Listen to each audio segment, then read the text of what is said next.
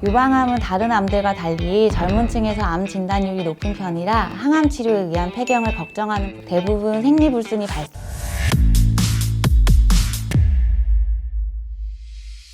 네, 안녕하세요. 울산대학교 병원 혈액종양내과 나지연입니다. 저는 주로 유방암과 췌장암, 담도암의 항암 치료를 하고 있습니다.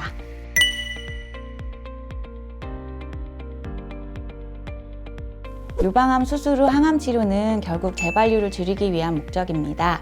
이런 경우를 보조적 항암요법이라고 하는데 보통 2cm 이상이거나 임파선 전이가 있는 경우에 보조적 항암 치료 요법의 대상이 됩니다.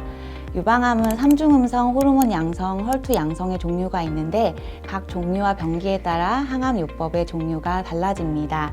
보조적 항암요법은 4번, 6번, 8번으로 횟수가 정해져 있고 재발률이 많게는 10% 가까이 줄어들기 때문에 꼭 권유드리고 있습니다.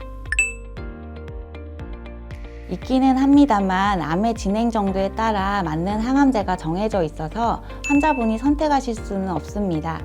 유방암의 병기에 따라 임파선의 전이가 없고 크기가 작은 초기 유방암의 경우에는 CMF라고 하는 머리가 빠지지 않는 항암도 있습니다. 그 외에는 안타깝게도 정도에 따라 다르긴 하지만 유방암에 쓰이는 항암제는 대부분 머리가 거의 다 빠집니다. 하지만 항암 치료가 종결되면 머리가 거의 다 다시 자라기 때문에 너무 걱정하지 않으셔도 됩니다. 보통 항암 치료 2주차부터 머리가 듬성듬성 빠지기 시작하니까 헤어컷을 하시는 시기나 가발을 사용하는 시기를 예측하시면 되겠습니다. 항암 치료는 임파선에 전이가 있으면 진행하는 편이지만 호르몬 양성, 헐투 음성인 유방암 중 간혹 암의 크기가 애매한 경우에는 보조 항암 치료 요법을 고민하는 경우가 있습니다.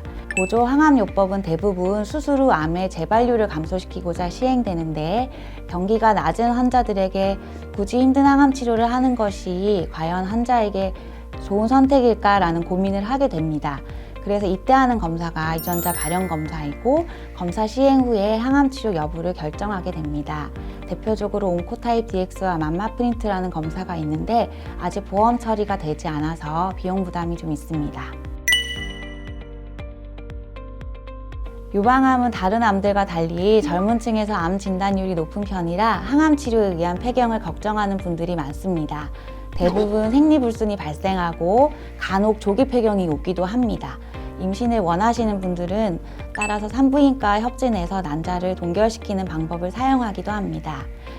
하지만 이 생리불순의 경우 항암제로 인해서 성호르몬을 생산하는 난소 등 신체 기능이 영향을 받아 나타나는 일시적인 증상일 수 있기 때문에 항암 치료가 끝나면 자연스럽게 해결되는 경우가 많습니다. 다만 40대 중반 여성 이후로 자연스럽게 폐경이 올 수 있다 보니 항암 치료 후에도 1년 이상 생리를 하지 않는 경우 폐경이 접어들었다고 할 수 있습니다.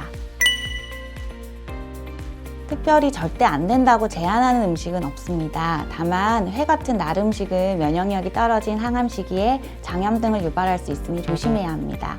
또 한 가지는 많은 분들이 물어보시는데 커피, 라면 먹어도 되는지 하시는데 평소 커피나 라면을 대부분 좋아하실 텐데 과하지 않게 커피는 하루에 한 잔 정도, 라면은 일주일에 한 번 정도는 저는 괜찮다고 말씀을 드립니다. 평소에 영양분을 골고루 섭취하시는 게 가장 중요하고 이 외에도 어떤 음식이든 과하지만 않게 드시면 괜찮습니다. 항암 치료 도중에는 백혈구수가 떨어지고 간 수치가 오르는 등 여러 장기가 스트레스를 받는 상황이 옵니다. 평소 같으면 쉽게 해독하고 소화가 되는 음식이 내 몸에 부담으로 작용하기도 하는데요. 그래서 달인물이나 홍삼 같은 건강보조식품은 항암 도중에는 권하지는 않습니다.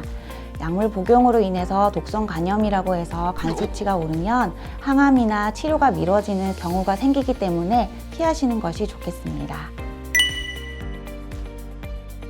운동을 하는 것은 추천드리고 싶습니다. 가벼운 운동은 기분 전환과 통증 조절에도 도움이 됩니다.